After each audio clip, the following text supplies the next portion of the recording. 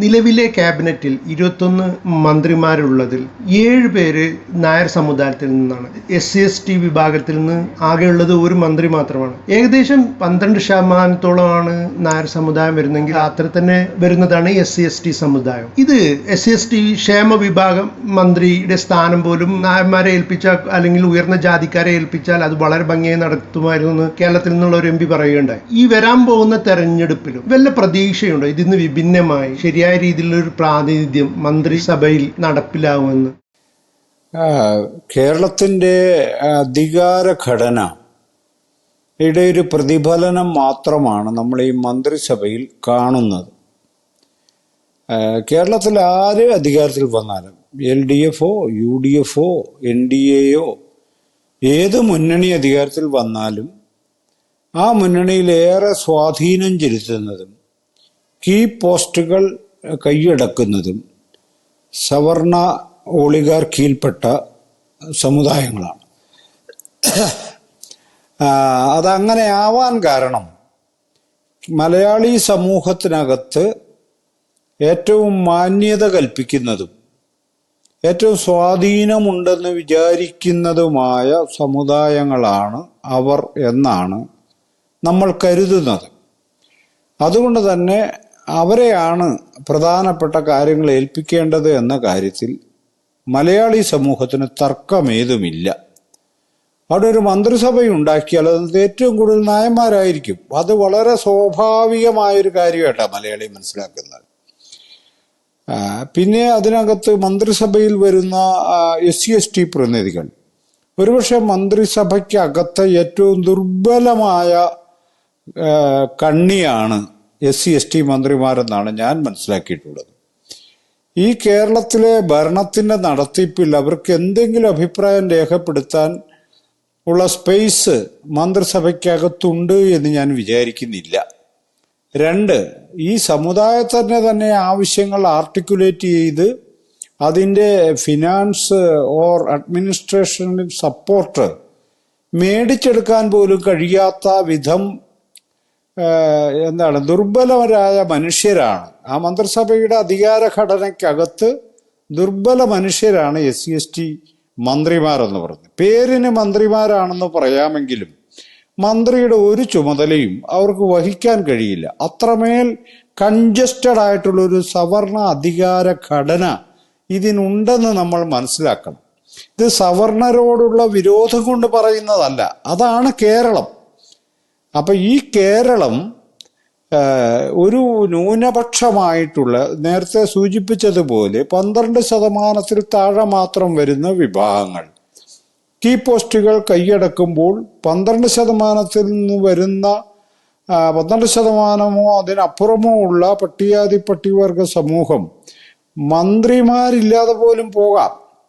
മന്ത്രി ഉണ്ടായിട്ട് വലിയ കാര്യമൊന്നുമില്ല, എങ്കിലും ഒരു പ്രാതിനിധ്യം എന്ന നിലയിൽ കൊടുത്തില്ലെങ്കിൽ കുഴപ്പമില്ല എന്ന് വിചാരിക്കുന്ന ഒരാളാണ് കേരളം കഴിഞ്ഞ വർഷം ഭരിച്ചത്, കഴിഞ്ഞ ടൈമിൽ ഭരിച്ചത്. പട്ടികജാതി മന്ത്രിയില്ലാത്ത കേരളത്തിന്റെ ചരിത്രത്തിലെ ആദ്യത്തെ മന്ത്രിസഭയാണ്. പട്ടികജാതി മന്ത്രിയില്ലാത്ത കേരളത്തിന്റെ ചരിത്രത്തിലെ ആദ്യ മന്ത്രിസഭയാണ് പിണറായി വിജയന്റെ 2ാം മന്ത്രിസഭ.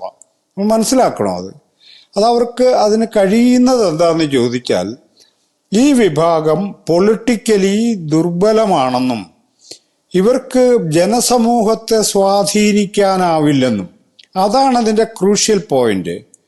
ഇവർ സംഘടിതരൊക്കെയ ലക്ഷങ്ങളുടെ പ്രകടനം നടത്തുന്ന സംഘടന ഉള്ളവരാണ് പട്ടികജാതി സമൂഹം. പക്ഷെ ആ പ്രകടനങ്ങളോ സംഘടിത ശേഷിയോ പൊതുസമൂഹത്തെ സ്വാധീനിക്കുന്നില്ല. ഇതാണ് കാര്യം. അപ്പൊ പൊതുസമൂഹം എന്ന് പറയുന്ന ഈ ജനറൽ കാറ്റഗറി എന്ന് പറയുന്ന അഡമന്റ് ആയിട്ടുള്ള ജാതി സമൂഹങ്ങളെ ഡിസിൻറ്റഗ്രേറ്റ് ചെയ്യാൻ പ്രാപ്തിയുള്ള ഒരു ഫോഴ്സ് അല്ല ദളിതർ. അവരുടെ ആവശ്യങ്ങൾ ന്യായമാണെന്ന് പറയുന്നവരെ കണ്ടുപിടിക്കാൻ പോലും പറ്റാത്ത വിധം അവർ അന്യായമായി കേരളത്തിന്റെ സമ്പത്ത് തട്ടിക്കൊണ്ടുപോകുന്നു എന്നീ 50,000-ത്തിനടുത്ത് കോളനികളിൽ ജീവിക്കുന്ന മനുഷ്യരെ ശപിക്കുന്നവരുള്ള സ്ഥലമാണ് കേരളം. അതാണ് നമ്മുടെ ബേസിക്കായ അധികാരഘടന. ഈ അധികാരഘടനയാണ് ഈ 7 മന്ത്രിമാരോ 10 മന്ത്രിമാരോ ഒക്കെ ഉണ്ടാകാൻ കാരണം.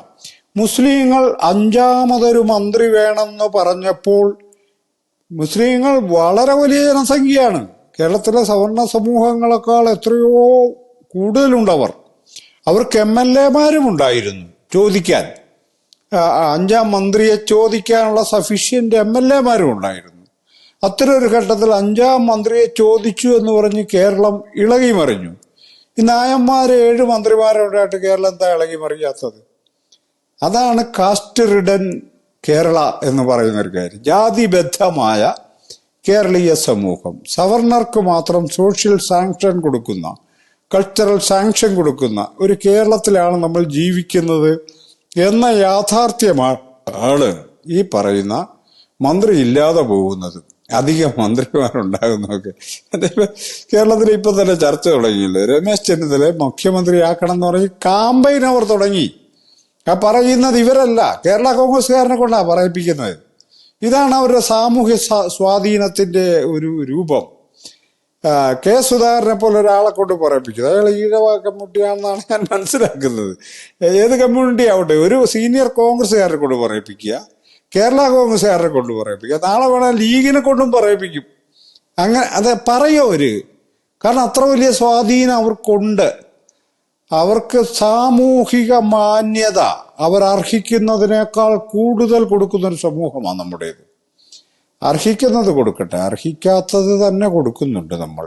അതിന്റെ പ്രതിഫലനമാണ് താങ്കൾ ഈ പറഞ്ഞ മന്ത്രിസഭയിലെ അധിക എണ്ണം എന്ന് പറയുന്ന കാര്യം. മാത്രമല്ല അവരെല്ലാം ക്രൂഷ്യൽ വകുപ്പുകളാണ് ഭരിക്കുന്നത് എന്നുകൂടി കാണണം. ക്രൂഷ്യൽ വകുപ്പുകളാണ് അവരുടെ കയ്യിലിരിക്കുന്നത്, അല്ലാതെ വെറുതെയുള്ള വകുപ്പുകളൊന്നും അല്ല. കേരളത്തിലെ ധനമന്ത്രി സ്ഥാനം, അങ്ങനെ തുടങ്ങി നിരവധി വകുപ്പുകൾ, പ്രധാനപ്പെട്ട വകുപ്പുകളല്ല അവരുടെ കയ്യിൽ. ഇത് എനിക്കിപ്പോ ഈ മന്ത്രിമാരോടൊന്നും ഒരു വിരോധമില്ല.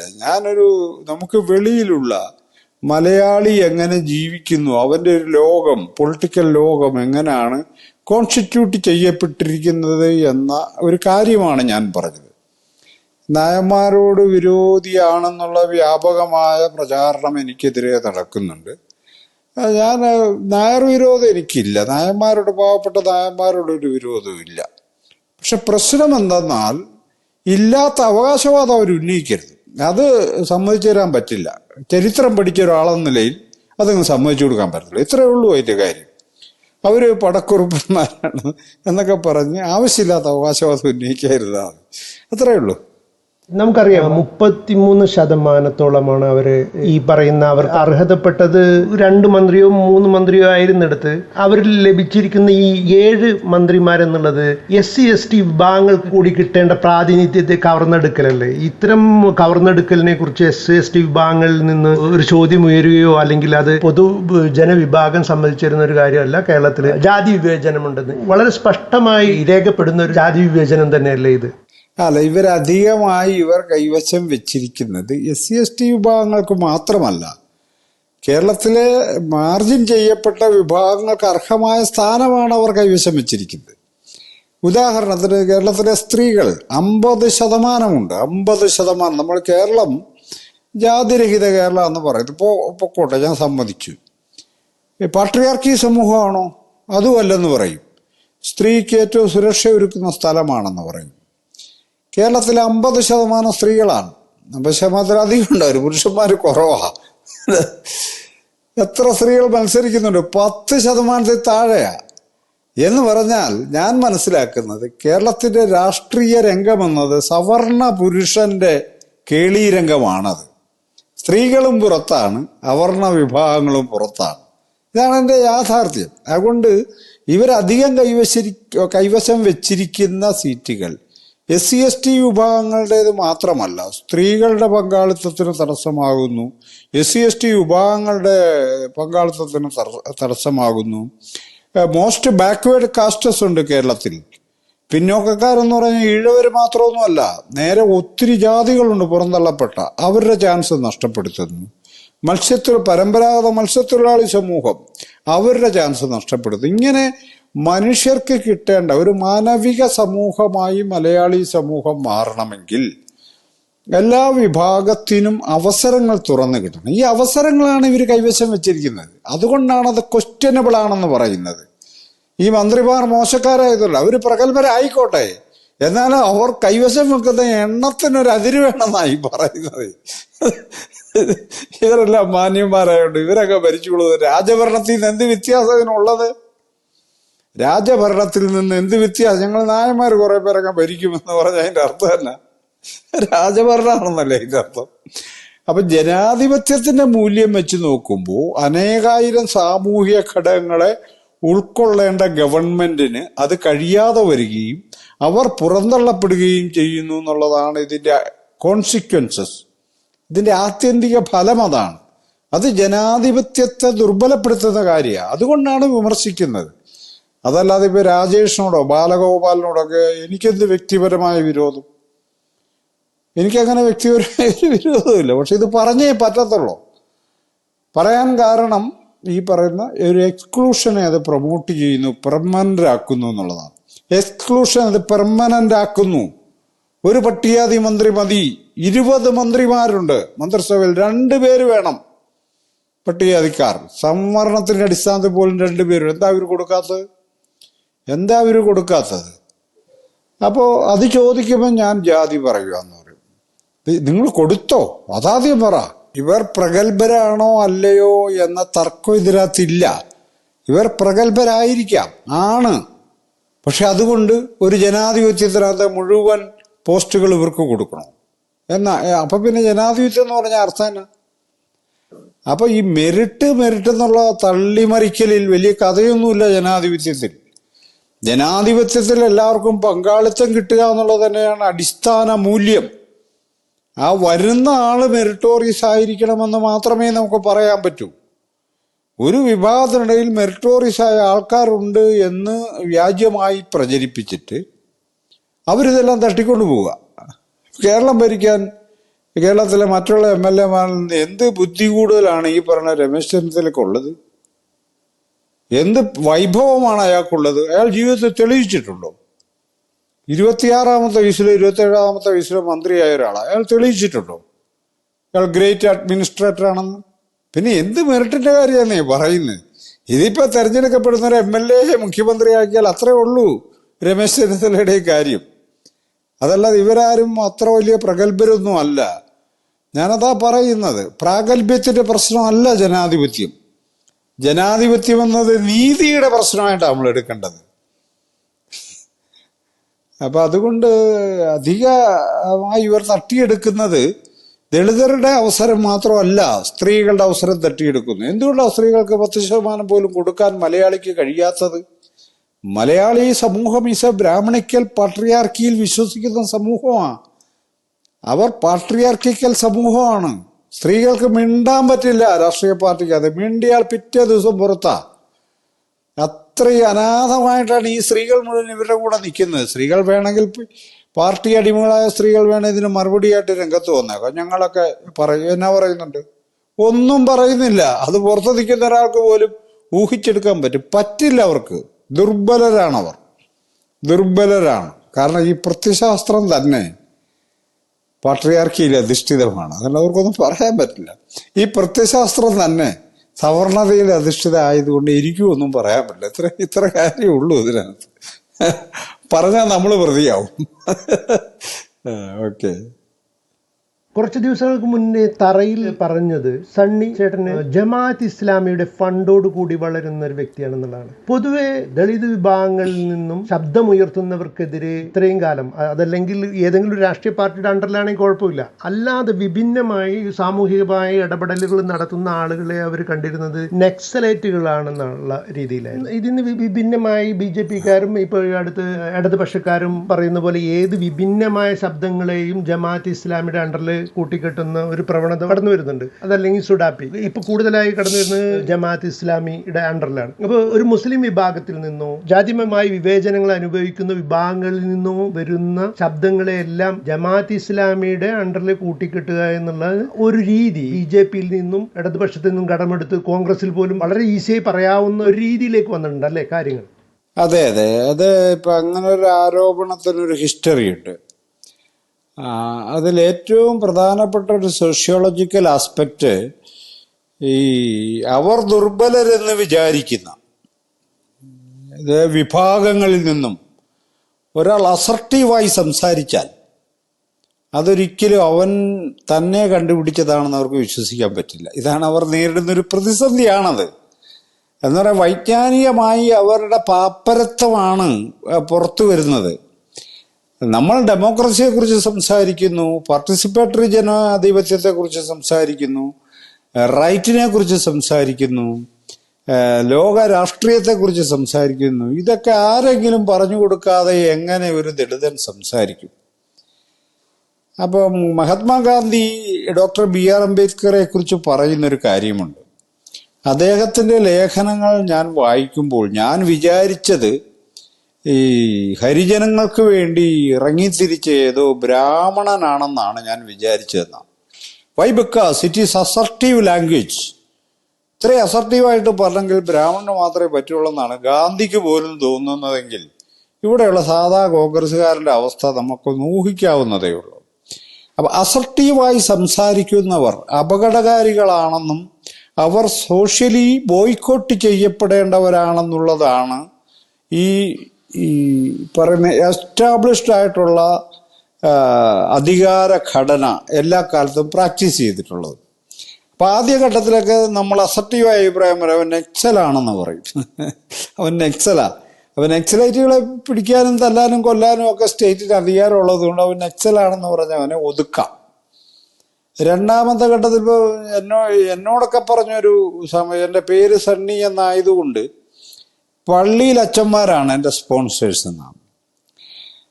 പള്ളിയിലച്ചന്മാർക്ക് എന്താണ് കാര്യമെന്ന് എനിക്കറിയില്ല. ഏതായാലും ക്രിസ്ത്യാനികളാണ് എന്നെ സപ്പോർട്ട് ചെയ്യുന്നുള്ള കാര്യത്തിൽ അവർക്ക് തർക്കമൊന്നും ഉണ്ടായിരുന്നില്ല. അപ്പൊ ഈ മൂന്നാമത് ഇപ്പോൾ പറയുന്നത് ജമാഅത്തെ ഇസ്ലാമിയുടെ ഏജന്റാണ് ഞാൻ എന്നാണ് അവർ പറയുന്നത്. അപ്പൊ ഇപ്പൊ പൊതുസമൂഹത്തിന്റെ ശത്രുവായിരിക്കുന്നത് മുസ്ലിങ്ങളായതുകൊണ്ട്, ഇത് BJPയുടെ മാത്രം കാര്യമല്ല ഞാൻ പറയുന്നത്, മലയാളി സമൂഹത്തിൽ അടിസ്ഥാനപരമായി വേരോടിയിരിക്കുന്ന ഒരു മുസ്ലിം ശത്രുതാബോധമുണ്ട്. അതുണ്ടായി വന്നിട്ടുണ്ട്.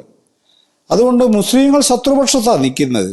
അപ്പം ഞാൻ മുസ്ലിങ്ങളുടെ ആളാന്ന് പറഞ്ഞാൽ എന്നെ ഡിസ്മാൻഡിൽ ചെയ്യാൻ, തകർക്കാൻ അവർക്ക് എളുപ്പമാണെന്നുള്ളതാണ് അതിൻ്റെ മെക്കാനിസം. അപ്പം അവർ പറയുന്നത് ഞാൻ ജമാഅത്തെ ഇസ്ലാമിയുടെ കാശ് മേടിച്ച് ജീവിക്കുന്ന ഒരാളാണ്. വസ്തുതകൾ ലോകം അറിയുന്നുമില്ല. എനിക്ക് ഇത്തരം മാന്യന്മാരോട് ഞാൻ എപ്പോഴും പറയുന്നൊരു മറുപടിയുണ്ട്, ഇല്ല ഞാനിനി ജമാഅത്തെ ഇസ്ലാമിയുടെ കയ്യിൽ നിന്ന് കാശ് മേടിച്ചാൽ തന്നെ എന്താണ് കുഴപ്പമെന്ന് എനിക്ക് അത്ര ആലോചിച്ചിട്ട് മനസ്സിലാവുന്നില്ല. അവർ കേരളത്തിലോ ഇന്ത്യയിലോ നിരോധിക്കപ്പെട്ട സംഘടനയല്ല, നിയമപരമായി പ്രവർത്തിക്കുന്ന സംഘടനയാണ്. അപ്പൊ എനിക്കൊരു കഷ്ടകാലം ഉണ്ടെങ്കിൽ ജമാഅത്തെ ഇസ്ലാമി കൊണ്ടുവന്നൊരു ശകലം പൈസ നീ രക്ഷപ്പെടുമെന്ന് പറഞ്ഞാൽ കഷ്ടകാലത്ത് നിൽക്കുന്ന കാലമാണ് ഞാൻ മേടിച്ചെന്ന് വരും. അപ്പൊ ജമാഅത്തെ ഇസ്ലാമിയുടെ പൈസ മേടിക്കരുതെന്ന് പറയാൻ ഇവരാരാന്ന് എനിക്ക് മനസ്സിലായത്. ഞാൻ തീരുമാനിക്കേണ്ട കാര്യമില്ലേ? അതെനിക്ക് തീരുമാനിക്കാനുള്ള അവകാശമെങ്കിലും എനിക്കില്ലേ? ആരോട് പണം മേടിക്കണം, ആരോട് മേടിക്കരുത് എന്ന കാര്യം. അപ്പോൾ ഈ കേരളത്തിലെയോ ഇന്ത്യയിലെയോ സംഘപരിവാറിൽപ്പെട്ട ഒരാളും പറയില്ല സണ്ണി അവരോട് കാശ് ചോദിച്ചെന്നോ അവരോട് കാശ് മേടിച്ചെന്നോ. ഇല്ല, ഞാൻ അവർ വീട്ടിൽ കൊണ്ടു തന്നാലും വേണ്ടെന്ന് പറയും. അവരത്രയും അപകടകാരികളാണെന്ന് അറിയാവുന്നതുകൊണ്ടാണ് അവരോട് മേടിക്കലാത്തത്. അവരെന്നെ സമ്മേളനത്തിൽ വിളിച്ചാൽ ഞാൻ പോകാറില്ല. അത് തീരുമാനം, രാഷ്ട്രീയ തീരുമാനമാണ്, പോവില്ല എന്നത്. അവിടെ ചെന്ന് സംവാദത്തിൽ ഏർപ്പെടാമല്ലോ എന്നൊക്കെ ലിബറൽ ബുദ്ധിജീവികൾ പറയാറുണ്ടെങ്കിലും അവരുമായി സംവാദം സാധ്യമല്ലെന്ന് വിചാരിക്കുന്ന ഒരാളാണ്. കാരണം അവരുടെ വിശ്വാസത്തെ പൊളിച്ചെടുത്താൻ സംവാദം സഹായിക്കില്ല. അവർ ചെയ്യുന്നത് തർക്കമാണ്, തർക്കശാസ്ത്രമാണ്, ഒരിക്കലും സംവാദമല്ല. അത് തർക്കശാസ്ത്രം ഒട്ടും തുറന്നതല്ല, അത് പൂർണ്ണമായും അടഞ്ഞൊരു സംഗതിയാണ്. അതിനകത്തേക്ക് ഒന്നും കയറിയല്ല. അപ്പൊ ഞാൻ പറയുന്ന ജമാഅത്തെ ഇസ്ലാമി എനിക്ക് പണം തന്നെ നിലനിർത്തിയെന്ന് പറയുന്നവർ മനസ്സിലാക്കേണ്ട ഒരു, ആ പ്രചാരണത്തിൽ കുടുങ്ങിയവർ മനസ്സിലാക്കേണ്ട ഒരു കാര്യം, ഞാൻ 2 ലക്ഷം രൂപ പെർ മന്ത് ശമ്പളം മേടിച്ചുകൊണ്ടിരുന്ന ഒരു ഉദ്യോഗസ്ഥനാണ്. എനിക്ക് ജീവിക്കാൻ വേണ്ടി ഒരു ജമാഅത്തെ ഇസ്ലാമി കേരളത്തിൽ ഒരുത്തൻ്റെയും കാല് പിടിക്കാൻ ഞാൻ പോയിട്ടില്ല. പോകേണ്ട ആവശ്യം എനിക്കുണ്ടായിട്ടില്ല. മനസ്സിലായില്ലേ? പിരിഞ്ഞപ്പോൾ കിട്ടിയ പൈസ കൊണ്ടൊരു വീട് വാങ്ങും. ജമാഅത്തെ ഇസ്ലാമിയുടെ കാശാന്ന് ആൾക്കാർ വിചാരിക്കുന്നത്. ഒരു LICയിലെ അഡ്മിനിസ്ട്രേറ്റീവ് ഓഫീസർ പിരിയുമ്പോൾ എത്ര പൈസ കിട്ടുമെന്ന് സാമാന്യ ബോധമുള്ളവർക്കറിയാം. അത് വെച്ച് നോക്കുമ്പോൾ ഞാൻ ചെറിയൊരു വീടാണ് വാങ്ങിയേക്കണേ. കിട്ടിയ പൈസ വെച്ച് നോക്കുമ്പോൾ ചെറിയൊരു വീടാണ് വാങ്ങിയിരിക്കുന്നത്. അപ്പൊ ഈ വീട്ടിൽ താമസിച്ചിട്ടാണോ ദളിതരെ കുറിച്ച് സംസാരിക്കുന്നത് എന്ന ഒരു ചോദ്യം. അപ്പൊ ദളിതരെ കുറിച്ച് സംസാരിക്കുന്നവർ മുഴുവൻ ഓലപ്പുര കിടന്നോണം എന്നൊക്കെ പറഞ്ഞ് ഇവനോടൊക്കെ എന്നാ പറയുന്നത്? ഇവനൊക്കെ ഏത് ലോകത്താണ് ജീവിക്കുന്നത്? അപ്പൊ അതുകൊണ്ട് എനിക്കൊരു ജമാഅത്തെ ഇസ്ലാമിയുടെയും പൈസയുടെ ആവശ്യമില്ല. പൈസ ആവശ്യമുണ്ട്, മറ്റാരും എനിക്ക് വാഗ്ദാനം ചെയ്യുന്നവരാണ്, ഞാൻ അവരുടെ കയ്യിൽ നിന്ന് വാങ്ങും. വാങ്ങുന്നതിൽ തെറ്റില്ല എന്ന് വിചാരിക്കുന്ന ഒരാളാണ് ഞാൻ. കാരണം അവർ നിരോധിക്കപ്പെട്ട ഒരു സംഘടനയല്ല എന്നുകൊണ്ടാണ്. ഇവരെന്താന്ന് ഇവരിത്ര വലിയ ജമാഅത്തെ ഇസ്ലാമി കുഴപ്പമാണെന്ന് ഗോവിന്ദൻ മാസ്റ്റർ മുതൽ വിഷകല വരെ ശശികല വരെ പറഞ്ഞു നടക്കുന്നുണ്ട്. ഇവരെന്താണ് കേന്ദ്ര ഗവൺമെന്റിന് റെക്കമെൻഡേഷൻ ലെറ്റർ അയക്കാത്ത? കേരളത്തിലെ ഗവൺമെന്റ്, ഗോവിന്ദൻ മാസ്റ്റർ പാർട്ടിയല്ലേ ഭരിക്കുന്നത്, അവർക്കൊരു കത്തയക്കത്തില്ലേ? ജമാഅത്തെ ഇസ്ലാമി എന്ന് പറയുന്ന വർഗീയ ധ്രുവീകരണം നടത്തുന്ന ആന്റി സോഷ്യൽ എലമെന്റുകളെ വളർത്തുന്ന ഒരു സംഘടന ഇവിടെയുണ്ട്. മതത്തിന്റെ മറവിൽ അവർ ദേശവിരുദ്ധ പ്രവർത്തനം നടത്തുന്നു, അതുകൊണ്ട് അവരെ നിരോധിക്കണം എന്ന് പറഞ്ഞ ഒരു കത്ത് പിണറായി വിജയൻ എഴുതാത്ത എന്താണെന്നാണ് ഞാൻ ചോദിക്കുന്നത്. എഴുതണ്ടേ? അതല്ല ജമാഅത്തെ ഇസ്ലാമിയുടെ വേദിയിൽ സണ്ണി പോവരെന്ന് പറയാൻ ഇവർക്ക് തന്നെ കാര്യമുള്ളത്? അത് സണ്ണി തീരുമാനിക്കും. ആ അവകാശത്തിന് വേണ്ടി തന്നെയാണ് ഞാൻ ഈ യുദ്ധം മുഴുവൻ ചെയ്യുന്നത്. എവിടെ പോകണം, എപ്പോ പോകണം, എന്ത് പറയണം, എന്ത് പറയരുത് എന്നൊക്കെ തീരുമാനിക്കാനുള്ള അവകാശത്തിന് വേണ്ടി കൂടിയാണ് ഞാൻ ഈ സമരമൊക്കെ ചെയ്യുന്നത്. അതല്ലാതെ ആദിവാസികളെ രക്ഷിക്കാനോ പട്ടികജാതിക്കാരെ മുഴുവൻ രക്ഷിക്കാനോ ഉള്ള വ്യാമോഹം കൊണ്ടൊന്നും അല്ല. ഞാനും ഈ അവഗണനയുടെ ഒരു പരിസരത്ത് അതിനകത്ത് ജീവിക്കുന്ന ഒരാളാണ്. അപ്പൊ എൻ്റെ സ്വാതന്ത്ര്യവും അവകാശവും സംരക്ഷിക്കുക എന്നത് എൻ്റെ ചുമതല കൂടിയാണെന്ന് വിചാരിക്കുന്ന ഒരാളാണ് ഞാൻ. യഥാർത്ഥത്തിൽ കേരളത്തിലെ ഒരു രാഷ്ട്രീയ പാർട്ടിയുടെ ലോക്കൽ നേതാവ് വെച്ചതിനേക്കാൾ എത്രയോ ചെറിയ വീടാണ് ഞാൻ വെച്ചിരിക്കുന്നത്. എന്നിട്ട് ഞാൻ വീട് വെച്ചെന്ന് പറഞ്ഞ് ഇവർ ഉത്കണ്ഠപ്പെടുന്ന എന്തിനാ? ഞാൻ കൂലിപ്പണിക്ക് പോകണമെന്നാണോ ഇവർ പറയുന്നത്? ഇവരെന്താ ഉദ്ദേശിക്കുന്നത്? ഒരു ദളിതൻ കൂലിപ്പണിക്ക് പോവുകയും അവന്റെ മുന്നിൽ സവർണന്റെ മുന്നിൽ കൈനീട്ടിയും ജീവിക്കണമെന്നാണോ പറഞ്ഞത്? സൗകര്യം ഇല്ലെന്നാണ് ഞാൻ പറയുന്നത്. സൗകര്യമില്ല, അത്രേ ഉള്ളൂ. അപ്പൊ അങ്ങനെ ജമാഅത്തെ ഇസ്ലാമിയുടെ വേദിയിൽ ഞാൻ ഇനിയും പോകും. മുസ്ലിങ്ങളുടെ വേദികളിൽ, ലീഗിന്റെ വേദിയിൽ, ജമാഅത്തെ ഇസ്ലാമിയുടെ വേദിയിൽ, വെൽഫെയർ പാർട്ടിയുടെ വേദിയിലും ഒക്കെ ഞാൻ പോകുമെന്ന്. അത് എൻ്റെ സൗകര്യ. സുന്നികളുടെ വേദിയിൽ ഇവിടെയെല്ലാം ഞാൻ പോകാറുണ്ട്. ഞാൻ ഷിയ, സുന്നി അല്ലെങ്കിൽ ജമാഅത്ത് ഇതൊന്നും ഞാൻ നോക്കാറില്ല. മുസ്ലിങ്ങൾ വലിയ അപകടത്തിൽ ജീവിക്കുന്ന ഒരു രാജ്യമാണ് ഇന്ത്യ. നമുക്ക് കിട്ടുന്ന അവസരങ്ങളിലെല്ലാം അവരോട് ഐക്യദാർഢ്യപ്പെടേണ്ടത് ഒരു പൗരൻ എന്ന നിലയിൽ എൻ്റെ ചുമതലയാണെന്ന് വിചാരിക്കുന്ന ഒരാളാണ്. അതുകൊണ്ടാണ് പോകുന്നത്. അവരെല്ലാവരും തരുന്ന പൈസയൊക്കെ എനിക്ക് തരാറുള്ളൂ. യൂണിവേഴ്സിറ്റി കോളേജ് ചെല്ലുമ്പം കിട്ടുന്ന പൈസ അത്രയൊക്കെ അവരും തരുന്നുള്ളൂ. ഇനി അതിൽ കൂടുതൽ തന്നാൽ തന്നെ ഇവർക്കെന്താ പ്രശ്നം? എനിക്കതാ മനസ്സിലാകാത്തത്. ഇവരാരാന്ന് തീരുമാനിക്കാൻ? എൻ്റെ ജീവിതത്തിന്റെ മേൽ കടന്നു കയറി തീരുമാനിക്കാൻ ഇവരാരാണ്? അതാ ക്വസ്റ്റ്യൻ. ജമാഅത്തെ ഇസ്ലാമി അല്ല ഇവിടെ പ്രശ്നം. അപ്പൊ ജമാഅത്തെ ഇസ്ലാമിയുടെ ആളാണെന്ന് പറഞ്ഞാൽ എന്നെ നശിപ്പിക്കാൻ എളുപ്പമാണെന്ന് ആ വിഡ്ഢികൾ കരുതുന്നുണ്ട്. അങ്ങനെ നശിക്കേണ്ട യാതൊരു ആവശ്യവുമില്ല. ഞാൻ ജമാഅത്തെ ഇസ്ലാമിയുടെ വേദിയിൽ പോകുന്നുണ്ടെങ്കിൽ I am convinced of it. എനിക്ക് ഉത്തമ ബോധ്യമുള്ളത് കൊണ്ടാണ് പോകുന്നത്. ഇല്ലെങ്കിൽ ഞാൻ നിർത്തും. അതില്ലാത്തപ്പോൾ ഞാൻ നിർത്തിയാൽ പോരെ. ഇവ പറയണ കേട്ടിട്ട് നിർത്തേണ്ട കാര്യമില്ലല്ലോ. അപ്പൊ ഇവർ ഈ ജമാഅത്തെ ഇസ്ലാമി കുഴപ്പാന്ന് പറയാതെ ഈ ഗോവിന്ദ മാഷ് കത്ത് കൊടുക്കത്തില്ലേ പിണറായി വിജയൻ ഇവരെ നിരോധിക്കാൻ, കേന്ദ്രത്തിൽ റെക്കമെൻഡേഷൻ അയക്കണം? അപ്പൊ ഇതൊന്നും അല്ല ഉദ്ദേശം. ഇതൊക്കെ പറഞ്ഞ് ഹിന്ദു വോട്ടുകൾ സമാഹരിക്കാൻ പറ്റുമോ? അവരാണത്ര കൂടുതൽ. അവരെ സമാഹരിക്കാൻ വേണ്ടി മുസ്ലിങ്ങൾ അപകടകാരികളാണെന്ന് പറഞ്ഞ് ഇസ്ലാമോഫോബിക്കായിട്ടുള്ള ഇടപാടാണ് ഇവർ നടത്തുന്നത്. മാർക്സിസ്റ്റ് പാർട്ടി ആയാലും കോൺഗ്രസ് ആയാലും RSS ആയാലും ഒക്കെ BJP ആയാലും ഒക്കെ ചെയ്യുന്നത് മുസ്ലിം വിരോധം പ്രചരിപ്പിച്ച് ഹിന്ദു വോട്ടിനെ, ആ വിഭജനത്തെ ഉണ്ടാക്കിയെടുക്കുക ചെയ്യുന്നു. ഇതിന് ഇവരെല്ലാം കൂട്ടുനിൽക്കരുതാത്തതാണ്. ഞങ്ങൾ മുസ്ലിങ്ങളോടൊപ്പമാണെന്ന് പറയാൻ ഇവർക്ക് എന്താ ധൈര്യം ഇല്ലാത്തത്? അതല്ലേ അവർ പറയേണ്ടത്? ഞങ്ങൾ മുസ്ലിങ്ങൾക്കൊപ്പം, മുസ്ലിങ്ങൾ ആക്രമിക്കപ്പെട്ടാൽ ഞങ്ങൾ സമ്മതിക്കില്ലെന്ന് പറയണം. മുസ്ലിങ്ങളെ ഇതുപോലെ പരസ്യമായി ആക്ഷേപിക്കുന്നത് ശരിയല്ലെന്ന് പറയേണ്ടതിന് പകരം അവര് പറഞ്ഞത് ശരിയല്ല, ഞങ്ങൾ പറയുന്നത് കാര്യമാകട്ടെ. ജമാഅത്തെ ഇസ്ലാം കുഴപ്പമെന്ന് പറയുന്നത് ഇരട്ടത്താപ്പുണ്ടല്ലോ. അതാണ് ഞാൻ ഈ ഏജന്റാണ്. എനിക്കിപ്പോ എന്റെ ആവശ്യം അവർക്ക് എന്താ ഉള്ളതെന്ന് ഞാൻ ആലോചിച്ചിട്ട് എനിക്ക് മനസ്സിലാവുന്നില്ല. അവർക്ക് രഹസ്യമായി എന്നെ ഒരു സ്ഥലത്ത് നിർത്തി ജയിപ്പിച്ച് ജമാഅത്തെ ഇസ്ലാമി ആയിരിക്കും ഇനി കോൺഗ്രസ് വന്നാൽ ഭരിക്കാൻ പോകുന്നെന്നാണ് വേറൊരു ആരോപണം. ഇതെങ്ങനെ നടക്കുന്ന കാര്യം ഈ പറയുന്നത്? എന്നതാ ഈ പറയുന്നത്?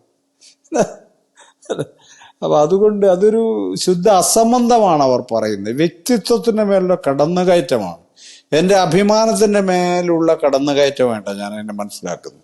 ഇവരറിയേണ്ട ഒരു കാര്യം, 50 വർഷത്തിന് മുമ്പുള്ള ദളിതരല്ല ഇപ്പോൾ കേരളത്തിൽ ജീവിക്കുന്നത്.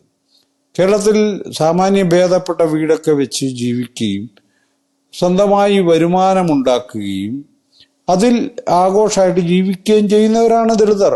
മറ്റുള്ളവരെ പോലെ തന്നെ അവർക്ക് സ്വതന്ത്രമായ അഭിപ്രായം പറയാൻ, വായിക്കാനും പഠിക്കാനും ഒക്കെ കഴിയുന്ന ഒരു തലമുറ ഉണ്ടായി വന്നിട്ടുണ്ട്. എനിക്കിപ്പോൾ ഒരു പണിക്കും പോകാതെ ജീവിക്കാനുള്ള പൈസ എൻ്റെ വീട്ടിൽ 1-ാം തീയതി വരും, പെൻഷന്റെ രൂപത്തിലാണ് വരുന്നത്. എനിക്ക് ബാക്കി 30 ദിവസവും ഇവിടെ ഇരുന്ന് വായിക്കുകയോ എഴുതുകയോ ഒക്കെ ചെയ്യാവുന്ന. ഈ വായനയ്ക്കും എഴുത്തിനും ഒക്കെ അങ്ങനെയും കൂടി ഒരു കാര്യമുണ്ടല്ലോ. എല്ലാ ദിവസവും രാവിലെ എഴുന്നേറ്റ് പണിക്ക് പോകുന്ന ഒരാൾക്ക് ഈ വർക്കിൽ വലിയ ബുദ്ധിമുട്ടാണ്. അവരിൽ അത്യപൂർവ പ്രതിഭകൾ ഇടപെടുന്നില്ല എന്ന് ഞാൻ പറയുന്നില്ല, അത് അത്യപൂർവമായി മാത്രം സംഭവിക്കുന്ന കാര്യമാണ്. ഈ ലെഷർ ടൈം ഉണ്ടാവുക, സാമ്പത്തികമായ ഭദ്രതയുണ്ടാവുക, മൊബിലിറ്റിക്കുള്ള പ്രാപ്തി ഉണ്ടാവുക, ഇതൊക്കെ എഴുത്തും വായനയും സിദ്ധാന്തത്തിലൊക്കെ പ്രധാനമാണ്. അതങ്ങ് മനസ്സിലാക്കിയാൽ മതി. അത് ഉള്ള ഒരു ദളിത് സമൂഹവും കേരളത്തിലുണ്ട്. അവർ പറയുമ്പോൾ അവർ പറയുന്നതിന് ഉത്തരം പറഞ്ഞാൽ മതി. അതല്ലാതെ ഇവനെന്തിനാ എത്ര വലിയ വീട് വെച്ചത്, ഇവൻ ആരാ കാശ് കൊടുക്കുന്നത്, ഇതൊന്നും അന്വേഷിക്കേണ്ടവർ. അന്വേഷിച്ചിട്ട് കാര്യമില്ല, അവർക്കൊന്നും കണ്ടുപിടിക്കാനും പറ്റത്തില്ല. അതാ കാര്യം.